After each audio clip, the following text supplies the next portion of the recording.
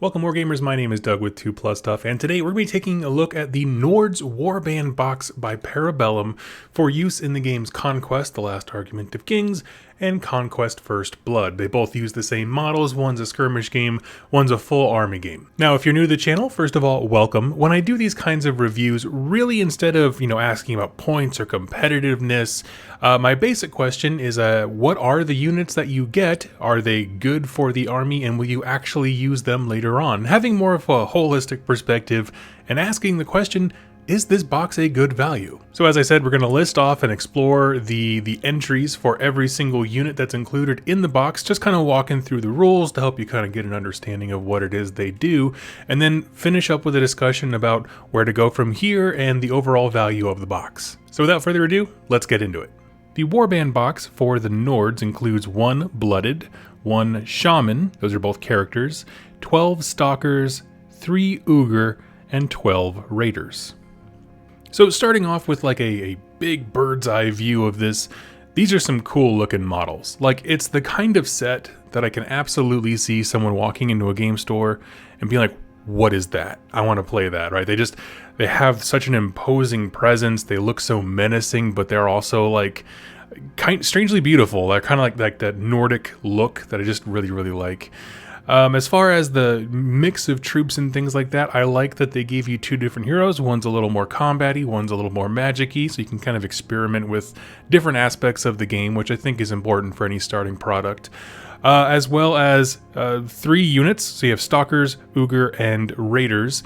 The Ugar are interesting because they will expose new players to different kinds of rules. Like, they act like brutes and big old beasts, so they kind of are treated a little bit differently than the lighter skirmish style units of other of the other ones included.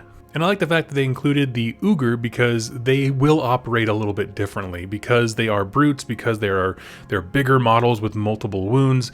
And I like when starter sets introduce you to a lot of different concepts and really explore how the rules work in different contexts. So I think that's a huge win. So now what we're going to do is hop over to the shared screen and we're just going to walk through the army rules to get you a sense of what the Nords are about in 1.5 edition, which is what we're at. And then we're going to start going through entry by entry and having a discussion about the units themselves, what you can reasonably expect out of them, and then kind of wrap it up with a discussion about the value that you get.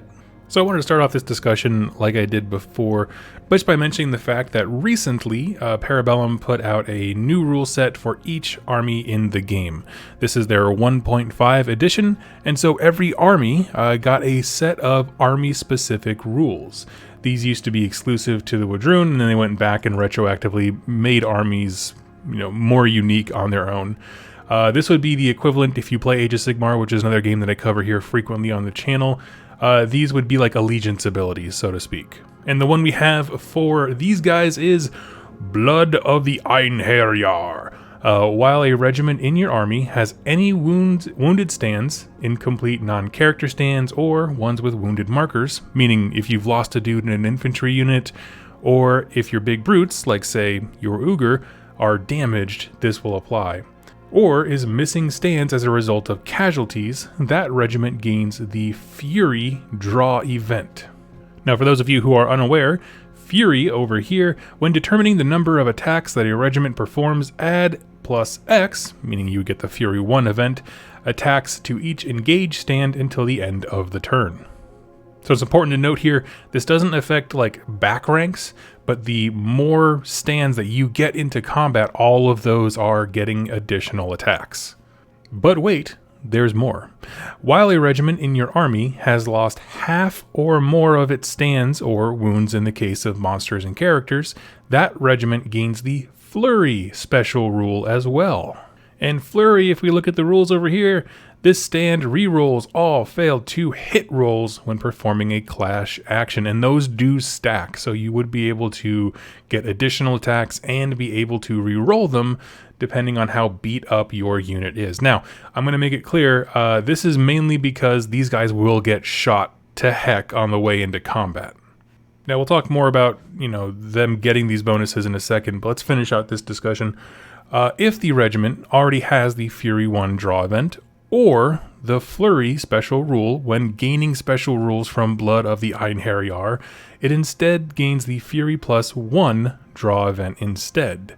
Character stands only gain this benefit if the stand itself is applicable. Okay, so this last part, what it's saying is, if you already have the special rules that you're getting, you just get one more attack for all the stands that are already in melee. So it takes that Fury rule we mentioned first, where you get +1 attack for a stand that's in combat, and you just add another one. That's all there is to it. And it is on a stand-by-stand basis, and so your characters really aren't going to benefit from that really at all. Simply at their end, character stands only gain these benefits if the stand itself is applicable, and it's a little bit hard, at least with infantry heroes specifically, for them to get damaged without just straight up dying, because duels are brutal in this game. But I thought this was a great place to start because it's going to set the tone for this army. This is a very light on defense, heavy on offense, aggressive kind of army. These guys are going to just straight up rush across the field at your opponent, and they're going to get shot, presumably, while they do so. And so these kinds of rules allow them to sort of swing above their weight class once they are delivered across the table. And that is super important because for the longest time, as I've discussed with multiple Nord players from, when the game first launched, getting across the table without being annihilated was a really big problem.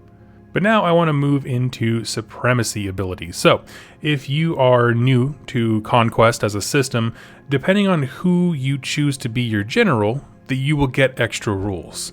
And that's because your warlord really just sets the tone for what your army is trying to achieve.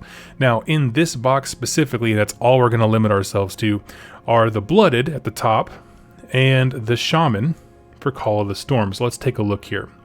For the Blooded, if he is your warlord, every regiment in the character's warband, meaning them and the 4 units that can accompany them, gains the Flank special rule. Now, if you're not familiar with the Flank special rule, it is quite good. A regiment containing at least 1 stand with this special rule does not contribute a die to the reinforcement roll if it would normally do so. Instead, the player will choose whether it will arrive from reinforcements or whether to delay it for a turn later. When the turn comes for the regiment's class to automatically pass reinforcement rolls, it cannot use this ability to further delay its entrance. This is really fantastic because it gives you control over when your units come on the table.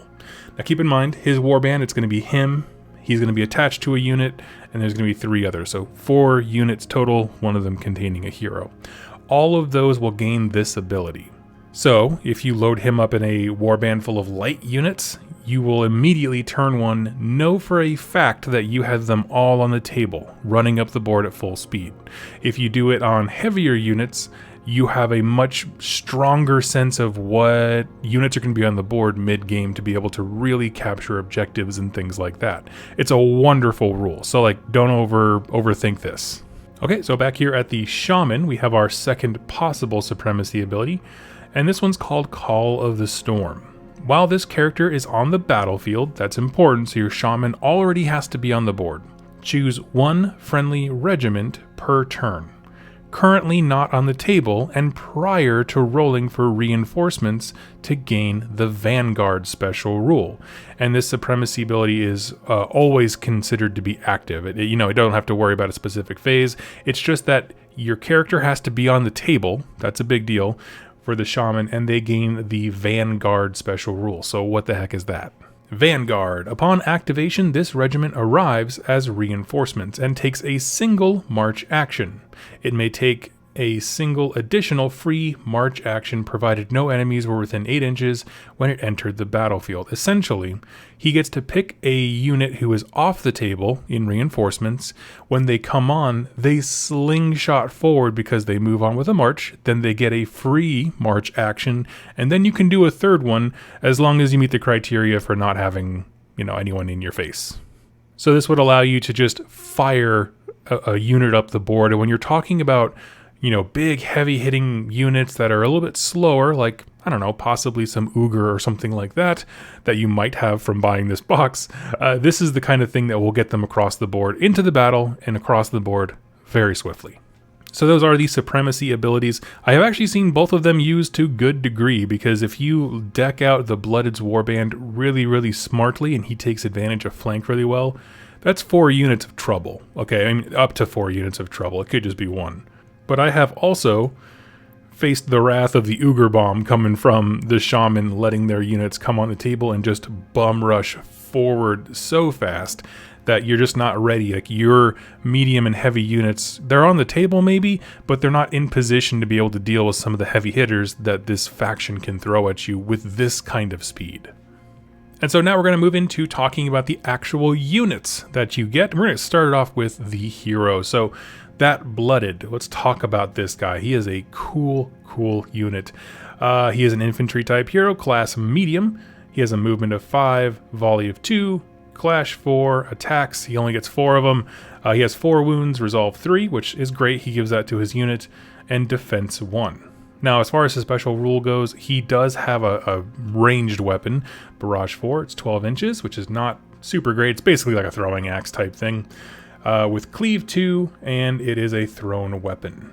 Which, if you're not familiar, throwing weapons are great because they inflict impact hits regardless of the class of the unit. So, like, typically, light units wouldn't be able to do impact hits, but this would supersede that. Which, you know, I mean, that's a pretty basic hero. The best thing about him so far is his, supremacy ability. But as we're looking down his entry here, we have different options. And so he can have a single animal totem, assuming their aspect. And so essentially, you get to pick your buff for your hero. Again, you can only have one, but let's talk about these. We have the aspect of the bear, +1 attack. The crow aspect, which is +2 volley, which actually makes that throwing axe pretty nasty. There's the dragon aspect, which is +1 clash. The eagle, which is, he has the seize the day draw event, which we can talk about later. And then the wolf aspect has +1 march. So you have a little bit of wiggle room to customize him. You can kind of kit him out a bit. As far as what to do with him, that's really going to depend on what unit you put him in. So to kind of go along with that, you are going to find a whole bunch of artifacts in this list. I'm not going to go through them all, the artifacts available to each faction. There's just so many. And some of them will allow him to be in different unit types, and there's ways to get your heroes to fight alongside big old beasts and monsters that other factions can't. There's a whole bunch of cool stuff with the Nords, and I really do recommend you check that out. But these are some pretty basic and simple buffs that, honestly, you're probably going to be looking at either the +1 clash or attack if you're just going with a bog standard unit. Though I could see movement and volley absolutely being relevant depending on what kind of unit you attach him to. Now, as far as his army building, remember his supremacy ability is that all of his dudes get flank. So as we look at his options that are available to him, we have to keep that in mind that these could be flanking units. So the mainstay are Stalkers. Fantastic, we have some of those here. Trolls, Ugar, which is wonderful. That's another set of things that we already own. And White Waste Tribemen. As far as restricted, he's got Werewolves, Bow Chosen, Fenrir Beast Pack, which I believe is a model that just dropped recently, the Nefhir Beast Pack, Goltir Beast Pack, and the Mountain Jotnar, which I'm just going to go ahead and spoil. You should definitely grab if you are into this army. The Mountain Jotnar got himself a good buff. We're not going to cover it today just because there's enough units here, but he's a fantastic model. To kind of sum up my thoughts on the Blooded as a whole, I would say this is your kind of generic hero that you can kit to do a lot of different things.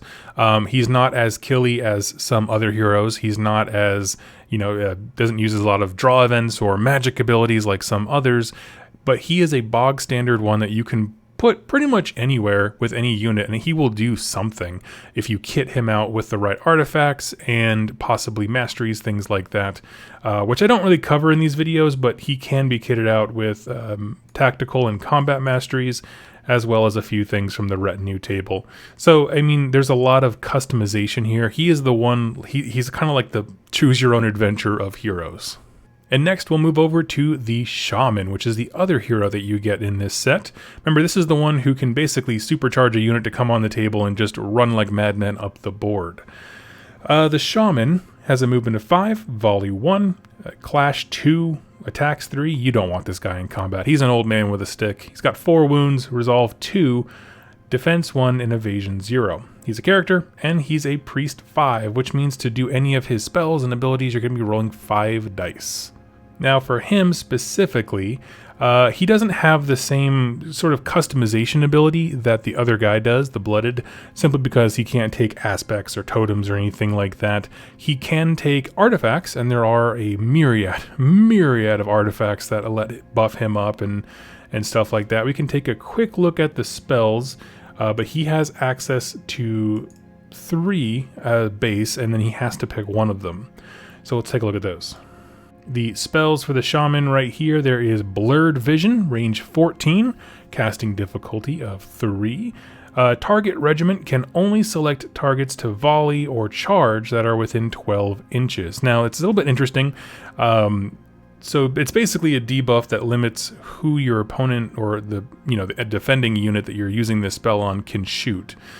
Because it's range 14 and it blocks them from shooting and charging things outside 12, there's only a 2-inch gap if you're using this to make sure the Shaman's regiment doesn't get hit. That being said, it could be fantastic if, for example, you want to have some other unit that's not the Shaman not get shot. So for example, if you put the Shaman out front, he uses this spell and he blurs the vision of a unit that has long range. Well, all of a sudden, let's say there's a Mountain Jotnar behind you or behind your Shaman's unit, they probably can't shoot that, and that's probably more important. Delivering those big pieces is kind of the whole game here.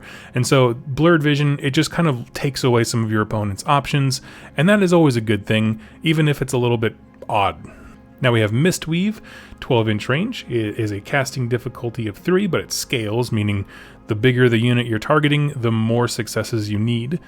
And all the stands in the target regiment have +1 defense against all volley actions until the end of the turn. So this is a buff to your units, where basically you pick a stand and all of a sudden they get +1 defense, which is quite good. Not a ton of great defense stats necessarily in this faction, but the units who do have a fairly good defense value, this is just going to turn them up to 11. So, I mean, there are some rocks, but this guy he's a good defensible buff piece that you can kind of throw in any army. And the last one is Reshape Destiny. It is 8 inches for its range, so very, very, very small range, and it is scaling again. Target regiment rerolls failed defense rolls of 6. So in Conquest, you're looking for low numbers. So if you get a 6, it just kind of means an auto fail typically. And so what this allows you to do is kind of take away some of the edge. So this is a buff because 6s are bad. So it is a great way to kind of supercharge a unit. You can move them up and give them a little bit more defense, but in a different way than, say, Mistweave. And my understanding is if you have 2 Shaman and they each have those spells, Mistweave and Reshape Destiny, they will stack. That's my understanding. Please correct me if I am wrong in the comments. But coming back to the Shaman's entry, he does have a problem, some limiting factor to him, and that is his Warband options are much more limited than other heroes in this faction. His mainstay are Raiders, which is great because we have a unit of those, and Raiders are cool. But for restricted, he's only got the Bear Sark and the Ulfhendar, which I don't believe are out quite yet. So in terms of what you'll see in the tabletop, he's just going to be stuck with Raiders. Now, the good news is that ability he has to let units come in, like his Supremacy ability, and like basically get a free move action, they don't have to be a part of his Warband. So you bring the Shaman with a big old fat unit of Raiders just to keep him safe, and you can use that ability on anything else in your army. So if that's the only reason you're really focused on him is that Supremacy ability, then you can use that regardless and you'll be just fine.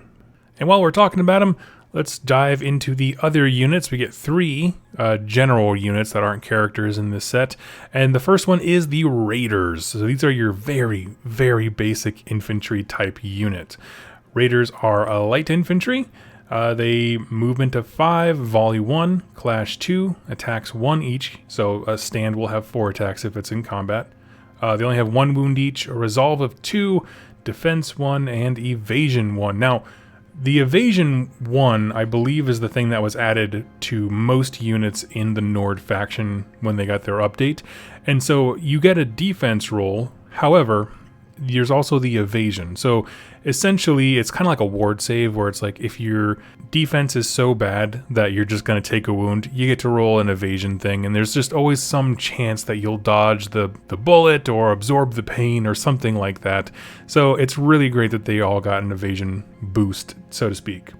Now, as far as their special rules go, they have Flurry. Again, they get to re-roll failed hit rolls.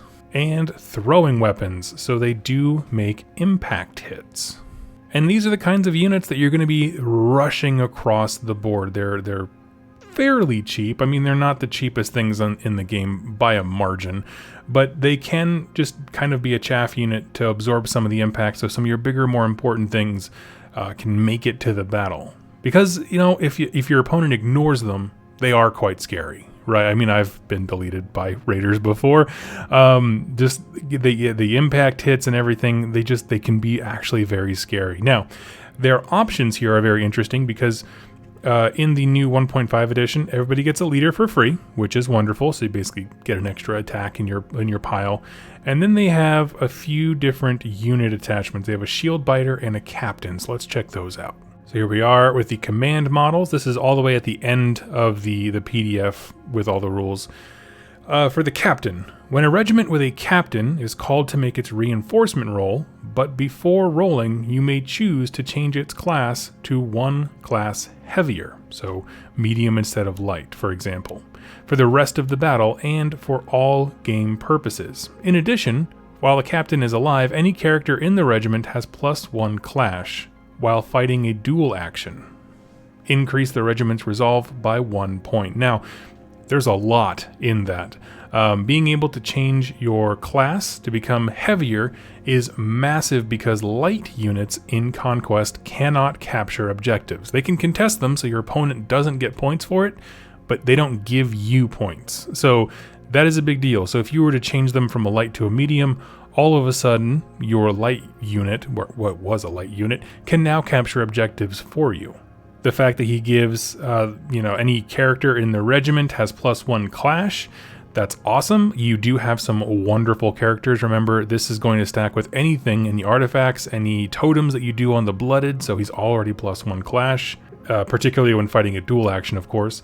And to me, one of the bigger things is increase the regiment's resolve by 1 point, because you will be taking casualties as a Nord player. I do not know how to kind of work around that. You're going to get shot, which doesn't cause a resolve test, of course, but you're going to lose guys in melee because you don't have the best defensive stats. And so having a good morale, meaning the regiment's resolve, is a wonderful little buff. Now, the second option we got down here is the shield biter. While the shield biter is alive, the regiment adds 2 to its charge rolls. Just flat, I mean, just period, that's it. That's huge for long bomb charges. You can't come onto the table and charge, so like you couldn't, say for example, use the Shaman to rocket you up and then have these guys give you a charge roll, but you can really throw a unit out there and kind of reasonably expect to make a charge the following round, or quite frankly, just intercept, the opponent on top of an objective much faster. But that's not all. In addition, any character in the regiment has +1 attack. Again, another buff to characters in your regiment, of which there are some wonderful characters in this faction. You obviously don't want the Shaman in combat. He's not going to benefit from +1 clash or +1 attack. That would be wasted. But the Blooded, absolutely. With a good weapon, from the artifact table, he could just murderify things. Our next entry here are the Stalkers, and this is an option available to the Blooded. These and the Ugar, what we're going to talk about next, are.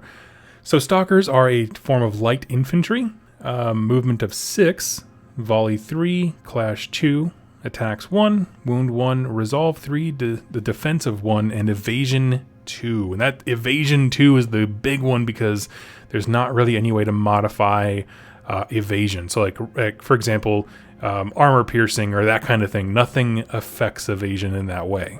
They do all have a bow, so to speak, a barrage 1, 18 inches, and they naturally have flank and vanguard. Those rules that we talked about before, they get to choose when they come on the board, and when they do, if there's no enemy units within 8 inches, they get that free move action just natively.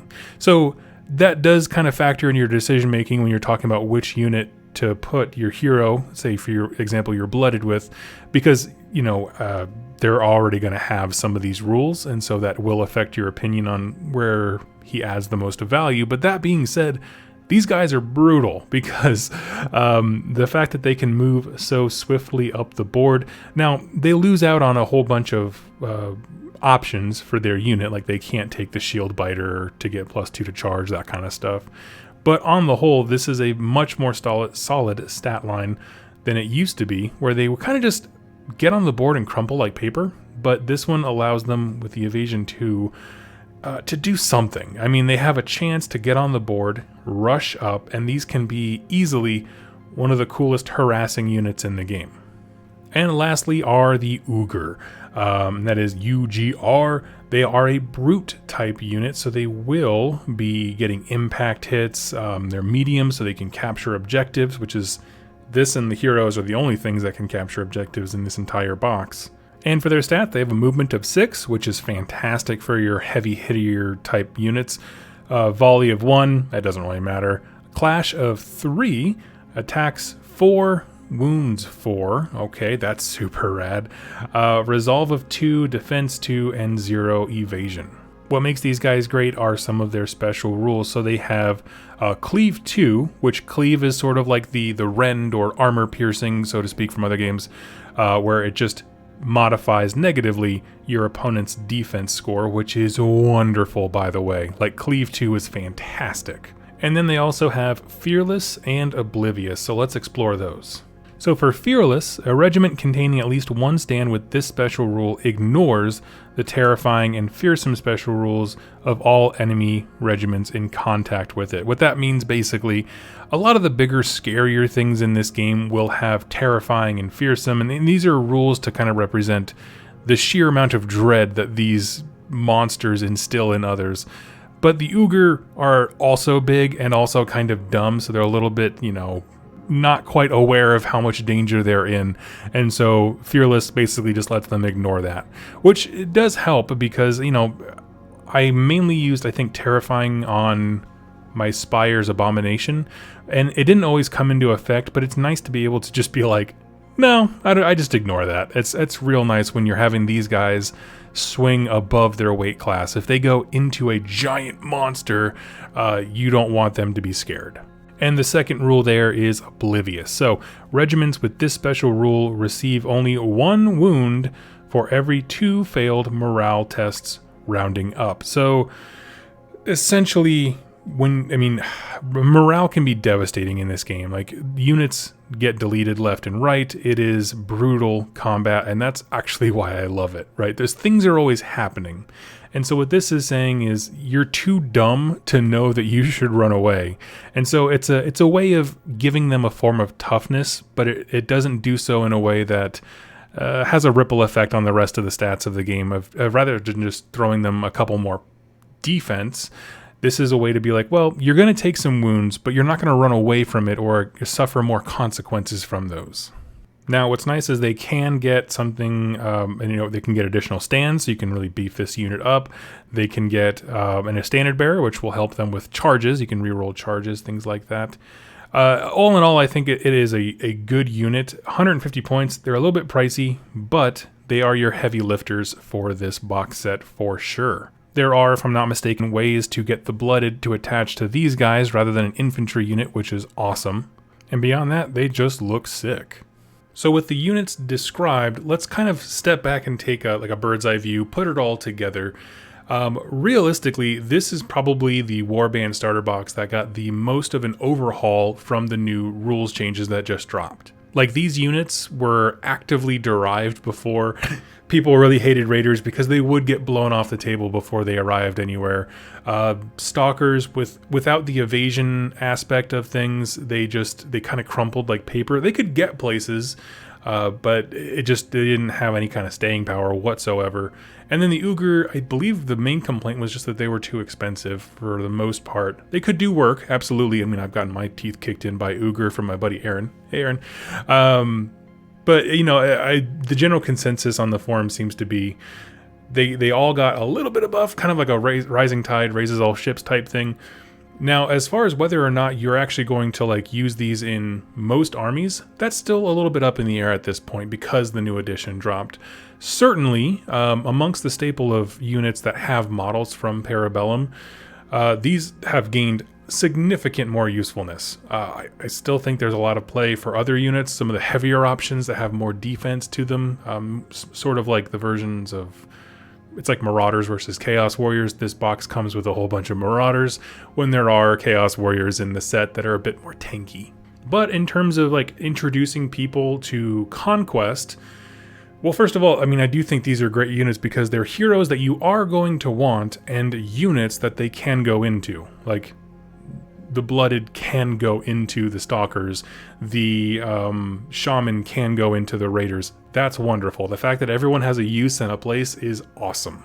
They give you kind of a great toolbox, I think, to learn the game from. And from there, you know, you can either buy one more set of Stalkers or Raiders just to kind of fill up those units a bit, to have some more options for stands and things like that. I would recommend. But then you can start spending points on big things that are awesome. The Mountain Jotnar is so cool. The Ice Note Jotnar, I haven't seen him in play, but the model is fantastic. I know that a lot of people really like Stalkers. I know a lot of people really love, I think it's the Huskarls is the name of the unit. There's all kinds of stuff in this faction. It's just they gave you a very, I would say a very chill starting place. Because things get crazy from here when you start bringing in beasts and giants and all these kinds of things. So I always wrap up these kinds of videos by asking two fundamental questions when it comes to the value of a starter box, and that is, do the models represent the faction, and are you actually going to use them in a full collection? So the first part of that is, do they represent the faction? Well, I would say absolutely. This is a infantry heavy army with a lot of focus on speed and mobility and being very aggressive in your playstyle, and nobody does it quite like Nords, right? The fact that all the units we discussed are getting better the more damage they take. Remember the original ability we talked about, Blood of the Einherjar? That still applies to Ugar and everything like that as well. So they're gaining attacks as they're getting hurt, and some potential way of like re-rolling them.